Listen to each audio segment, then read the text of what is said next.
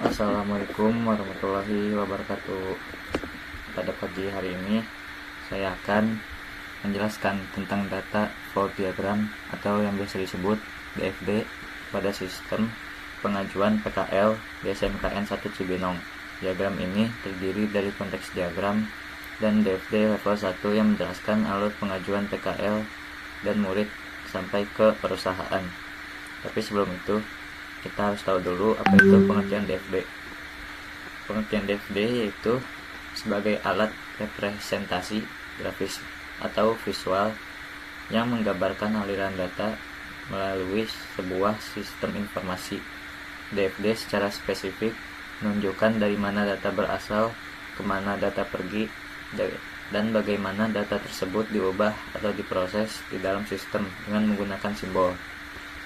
Fungsi dari DFD itu sendiri yaitu alat pemodelan visual yang digunakan untuk menggambarkan aliran data dalam suatu sistem informasi atau sistem proses bisnis.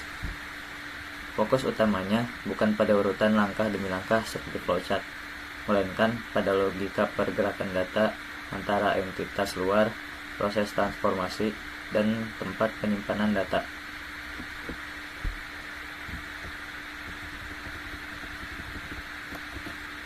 Dan di sini sudah ada soal yang akan saya buat konteks diagram dan DFD level 1-nya. Di sini kita baca dulu. Hubin SMKN 1 Cibinong merancang sistem informasi untuk pelayanan pengajuan PKL bagi muridnya. Dengan dibantu data-data murid yang ada, Hubin menyerahkan surat pengajuan PKL ke perusahaan.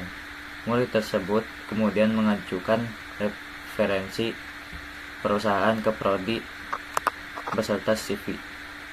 Setiap pengajuan dicek oleh tim prodi dan akan dikirim pengajuan ke Hubin untuk dibuatkan surat pengajuan PKL.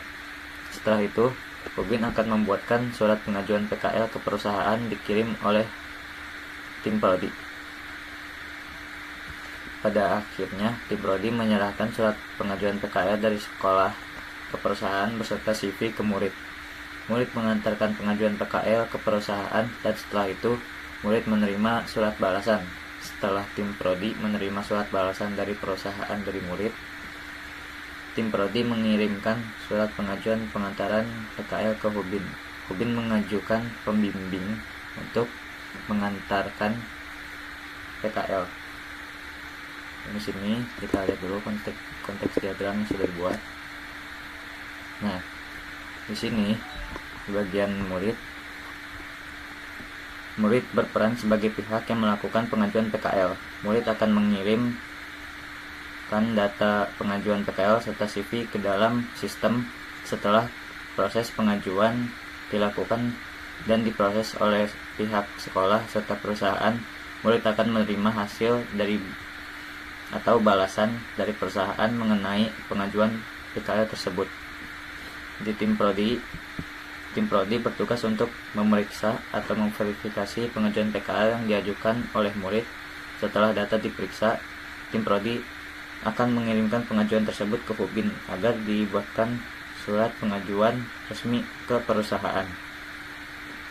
Di bagian Hubin ini, atau yang bisa disebut hubungan industri, Hubin memiliki tugas untuk membuat surat pengajuan PKL berdasarkan data yang telah dikirim oleh tim prodi. Setelah itu, Hubin juga bertugas untuk mengajukan pembimbing bagi murid yang akan melaksanakan PKL. Di bagian perusahaan merupakan pihak yang menerima surat pengajuan PKL dari sekolah. Setelah menerima surat tersebut, perusahaan akan memberikan balasan apakah murid terima atau tidak untuk melaksanakan PKL.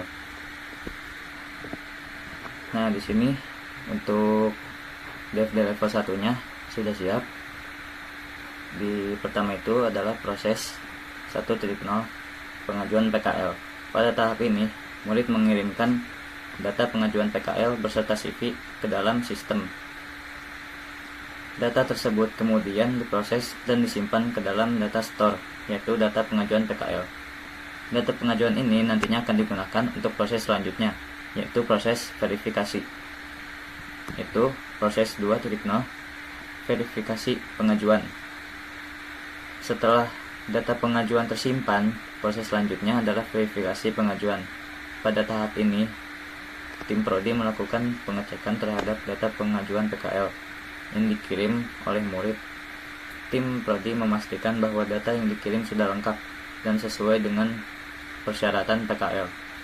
Jika data sudah sesuai, maka data tersebut akan disimpan kembali ke data store 2, data pengajuan PKL, untuk diproses pada tahap berikutnya.